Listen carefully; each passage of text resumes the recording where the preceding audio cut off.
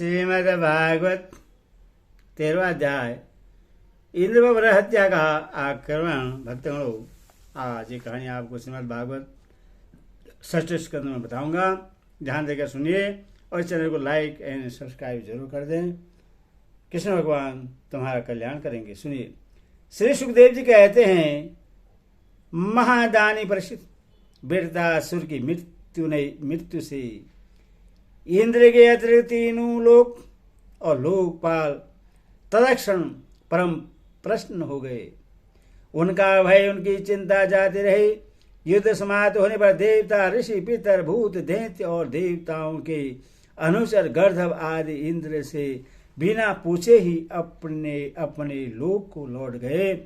इसके पश्चात ब्रह्मा, शंकर और इंद्र आदि भी चले गए।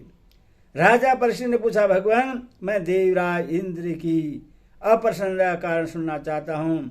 जब वृत्तासुर के वध से सभी देवता सुखी हुए, तब इंद्र को दुखी होने का क्या कारण था? श्री सुखदेव जी ने कहा, परीक्षित, जब वृत्तासुर के पराक्रम से सभी देवता और ऋषि महर्षि अत्यंत भयभीत हो गए, तब उन लोगों ने उसके वध के लिए इंद्र से प्रार्थना की, परंतु वे ब्रह्म हत्या के भय से उससे मारना नहीं चाहते थे। देवराज इंद्र ने उन लोगों से कहा, देवताओं और ऋषियों, मुझे विश्व रूप के वध से जो ब्रह्म हत्या लगी थी, उसे स्त्री, पृथ्वी, जल और वृक्षों ने कृपा करके बांट लिया। अब यदि मैं वृत्त का वध करूं तो उसकी हत्या से मेरा छुटकारा कैसे होगा? श्री सुखदेव जी कहते, देवराज इंद्र की बात सुनकर ऋषियों ने उनसे कहा, देवराज, तुम्हारा कल्याण हो तो तनिक भी भय मत करो, क्योंकि हम अश्वमेध यज्ञ कराकर तुम्हें सारे पापों से मुक्त कर देंगे। अश्वमेध यज्ञ के द्वारा सबके अंतर्यामी सर्वशक्तिमान परमात्मा नारायण देव की आराधना करके तुम संपूर्ण जगत का वध करने के पाप से भी मुक्त हो सकोगे। फिर वृत्तासुर के वध की तो बात ही क्या है। देवराज, भगवान के नाम कीर्तन मात्र से ही ब्राह्मण, पिता, गौ माता, आचार्य आदि की हत्या करने वाले महापापी, कुत्ते का मांस खाने वाले चंडाल और कसाई भी शुद्ध हो जाते हैं। हम लोग अश्वमेध नामक महायज्ञ का अनुष्ठान करेंगे। उसके द्वारा श्रद्धापूर्वक भगवान की आराधना करके तुम ब्रह्म पर्यटन समस्त चराचर जगत की हत्या से भी पाप से लिप्त नहीं होगे। फिर दुष्ट को दंड देने से पाप से छूटने की तो बात ही क्या है। श्री सुखदेव जी कहते हैं, पर इस प्रकार ब्राह्मणों की प्रेरणा से प्राप्त करके देवराज इंद्र ने वृत्तासुर का वध किया था। अब उसके मारे जाने पर ब्रह्म हत्या इंद्र के पास आई। इसके कारण इंद्र को बड़ा क्लेश, बड़े जलन सहनी पड़ी।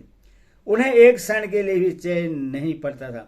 सच है, जब किसी संकोची सज्जन पर कलंक लग जाता है, तब उसके धैर्य आदि गुण भी उससे सुखी नहीं कर पाते। देवराज इंद्र ने देखा कि ब्रह्म हत्या साक्षात चंडाली के समान उसके पीछे पीछे दौड़ी आ रही है। बुढ़ापे के कारण उसके सारे अंग कांप रहे हैं और क्षय रोग उसे सता रहा है। उसके सारे वस्त्र खून से लथपथ हो रहे हैं।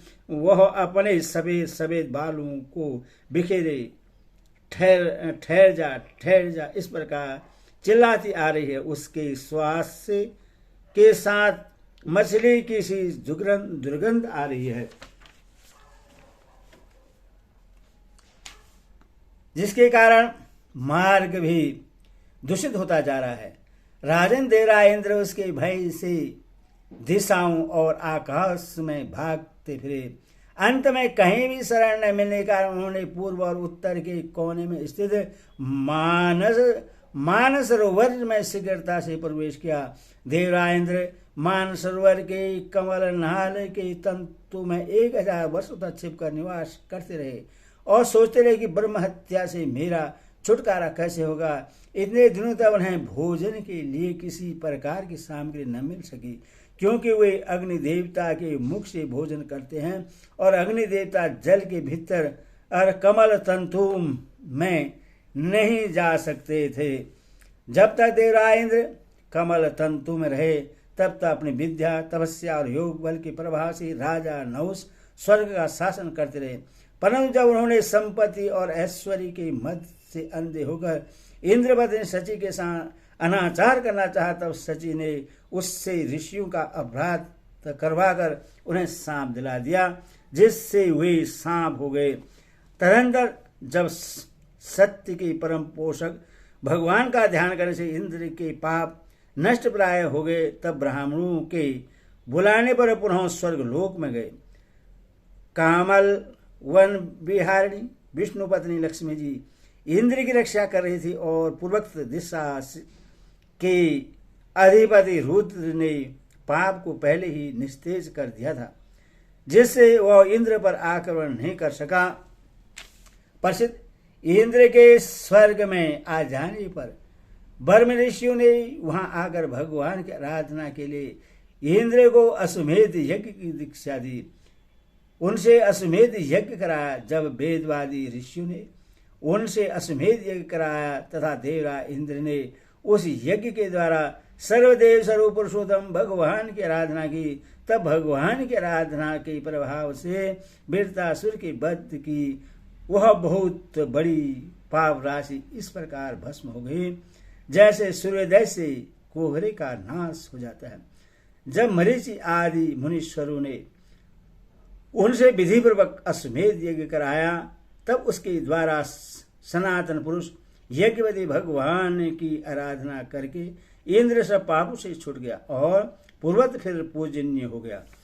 परीक्षित, इस श्रेष्ठ आख्यान में इंद्र की विजय, उनकी पापों से मुक्त तथा भगवान के प्यारे भक्त वृत्रासुर का वर्णन हुआ है। इसमें तीर्थों को भी तीर्थ बनाने वाले भगवान के अनुग्रह आदि गुणों का संकीर्तन है।